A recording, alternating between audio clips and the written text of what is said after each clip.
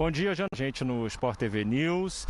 O Marcos Braz chegou, o Rogério Ceni chegou exatamente há 1 hora atrás aqui, por volta de 7:50 da manhã. Ele chegou acompanhado do Charles Rembert, que é o auxiliar dele, que é francês, do Danilo Augusto, que é preparador físico. No mesmo carro estava o chefe de segurança do Flamengo, o Pinheiro, e foi recebido aqui pelos 2 executivos de futebol do Flamengo, o vice-presidente, o Marcos Braz, como você disse, e o outro executivo, o Bruno Spindel, que são os 2 que estão conduzindo essa negociação.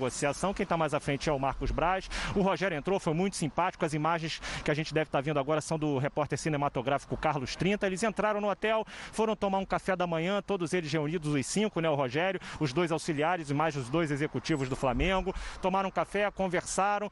O Marcos Braz e o Spindel acabaram de deixar o hotel aqui e a programação é a seguinte: o Rogério vai subir com os auxiliares, eles descansam e por volta do meio-dia eles devem sair daqui. Por volta de meio-dia foi a informação que nos foi passada pela assessoria de imprensa, o Marcelinho, que também estava aqui, e ele segue para o Ninho do Urubu. Vai haver uma coletiva virtual, como está acontecendo durante a pandemia. O Rogério Ceni vai ser apresentado oficialmente agora à tarde e logo depois ele segue para o campo para comandar o primeiro treino do Flamengo, porque amanhã ele dirige o time contra o São Paulo no Maracanã, primeiro jogo das quartas de final da Copa do Brasil. O Rogério ficou cerca de 3 anos no Fortaleza, houve uma breve interrupção, né? Ele foi para o Cruzeiro, fez alguns jogos, foi demitido, voltou para o Fortaleza e nesse período de quase 3 anos o Rogério conquistou 4 títulos, foi bicampeão cearense, foi campeão da Copa do Nordeste e campeão da Série B, que foi o título que deu acesso ao Fortaleza à Série A, à elite do futebol brasileiro novamente. O Rogério chega para o lugar do Domènec Torrent, que foi demitido no meio da tarde de ontem, demitido com bons números, inclusive. O Domènec fez 26 jogos, foram 15 vitórias, 5 empates e 6 derrotas, um aproveitamento de mais de 60%, mas as últimas derrotas, principalmente para o Atlético Mineiro, goleada de 4-0 no Maracanã, no Campeonato Brasileiro. E a do outro domingo, contra o São Paulo, Atlético Mineiro no Mineirão e São Paulo no Maracanã, duas derrotas por 4 gols. Isso pesou muito e o Domènec foi demitido. O Rogério está chegando para assinar um contrato até o final de 2021. Janaína, daqui a pouco a gente volta com mais informações.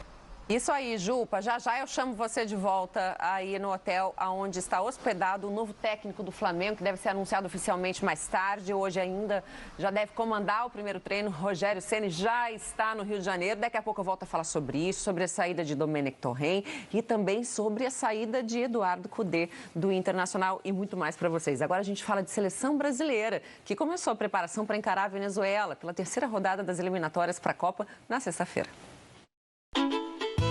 Goiabada, queijinho branco, mas a mágica acontece quando se misturam.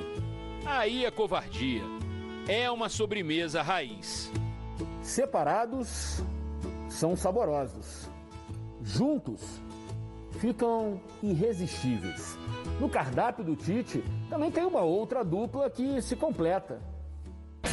Felipe Coutinho e Neymar são presença constante em qualquer convocação e quase sempre são titulares. Nesses 4 anos e 5 meses de Tite, Coutinho esteve em 46 dos 50 jogos do técnico. Foi quem mais jogou. Neymar participou menos, 33 vezes. Contra a Venezuela, será a primeira partida oficial do técnico sem os 2. Coutinho foi um dos 5 cortados depois da lista anunciada. E Neymar se apresentou machucado e talvez só entre em campo contra o Uruguai. Curiosamente, o aproveitamento de pontos com ou sem o camisa 10 não muda muito na era Tite. 79,7% contra 76,4%. Melhor para a seleção, porque os desfalques serão constantes nesse calendário apertado por causa da pandemia. É uma situação muito difícil que a gente vem passando. As lesões elas vão acontecer, né? Vão ter jogadores infectados pelo Covid também. Enfim, e a gente precisa ter peças para suprir essas ausências, né? Hoje, a seleção terá todos os 24 convocados na Granja Comari. E o Tite vai começar a procurar uma outra dupla, ou um trio, para esses últimos jogos em 2020. Se ele quiser, pode pensar saboreando a nossa dupla, que é só alegria na hora do almoço.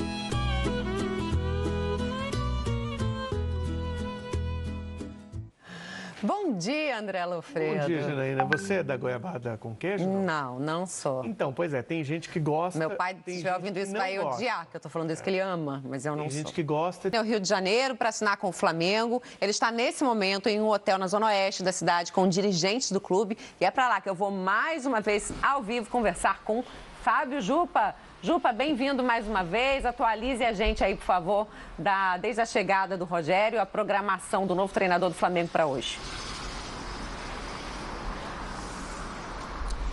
Oi, Jana, estamos aqui em frente ao hotel, esse hotel que serve de concentração para o Flamengo na Praia da Barra da Tijuca. O Rogério está aqui com o auxiliar dele, o Charles Remmert, o preparador físico Danilo Augusto. Ainda vai chegar o Nelson Simões, que é um outro auxiliar que vem trabalhar com o Rogério no Flamengo.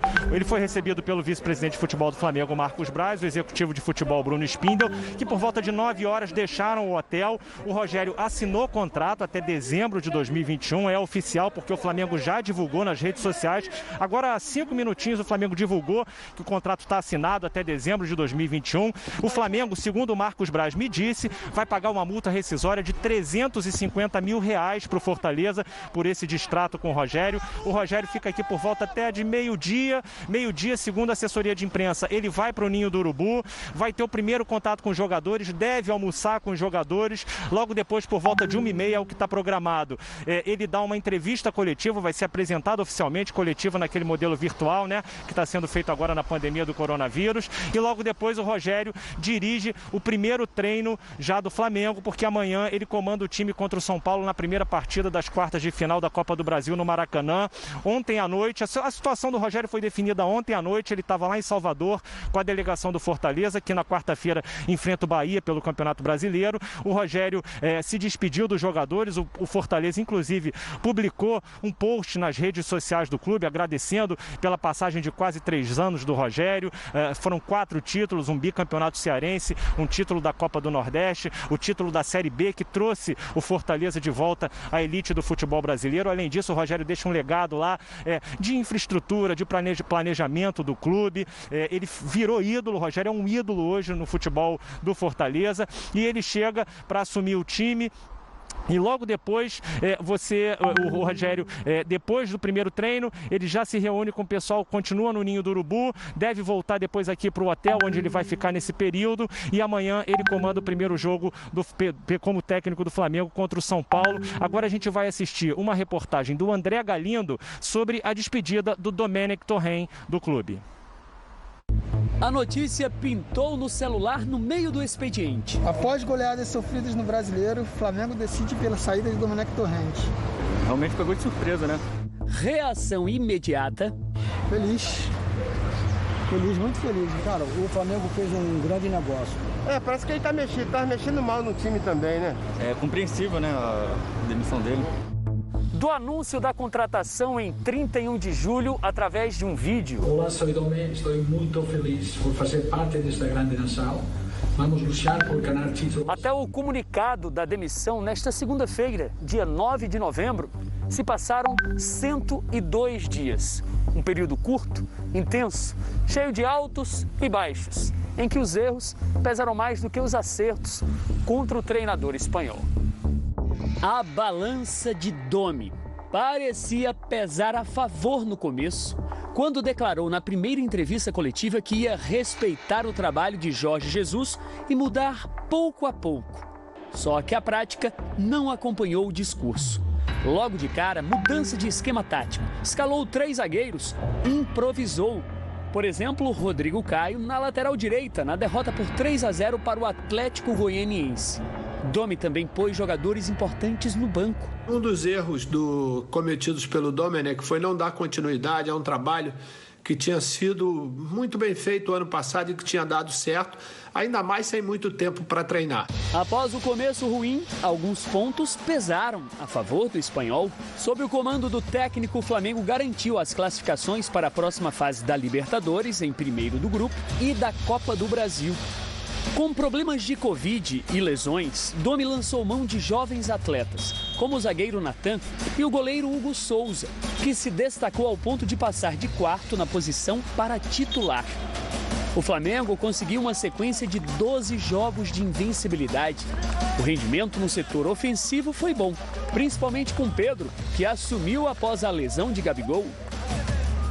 Ele deu muita atenção ao ataque, que realmente funcionou, mas deveria ter dado mais atenção ainda ao sistema defensivo. Aí a balança foi cruel para o treinador. O time tem a pior média de gols sofridos desde 2014. Com Domi, foram 8 duplas de zaga diferentes. O Flamengo tem a segunda pior defesa do Brasileirão, à frente apenas do Goiás, o lanterna. Ele não dava sequência para uma dupla de zaga se firmar como titular do Flamengo.